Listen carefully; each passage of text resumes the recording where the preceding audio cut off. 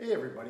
So on this episode of Mr. Fix, we're going to go over an issue that I'm having with my Chamberlain garage door opener. Now the thing is, over 20 years old, I realized that. Now what happened is when we were opening it, or closing it for that matter sometimes, it would stop halfway. The lights wouldn't flicker, but it would just stop.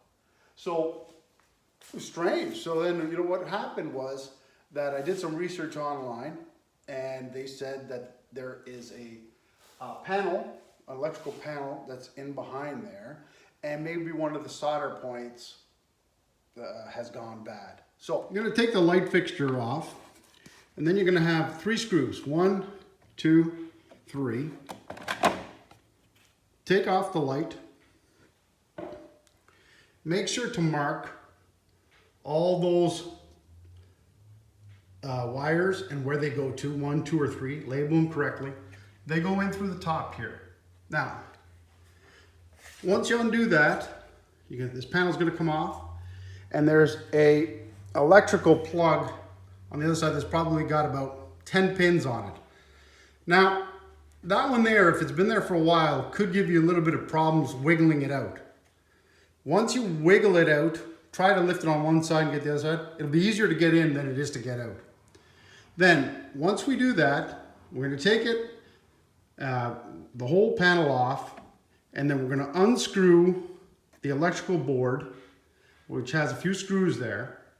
And then, with a magnifying glass, you're going to take it, review each and every one of those soldering points, and see if you can hopefully find one with a crack. So, I was lucky enough to find one with a crack. Not the best solderer in the world. Check it out on YouTube to see how other people do it. Then from there, we're going to do the connection. Check out everything else too.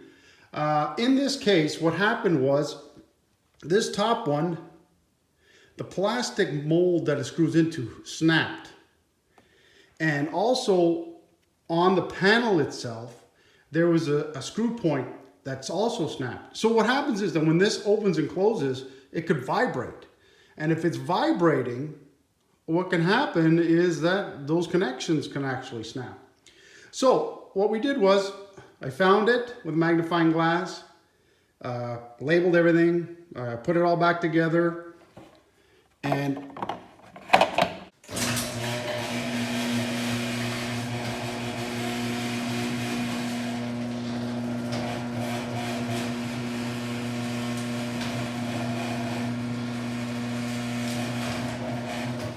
it works, and everything looks good. So the problem before was you would find it would close,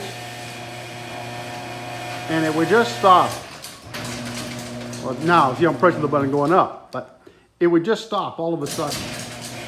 But in this case, because I'm pushing the button, so everything's working fine and working correctly.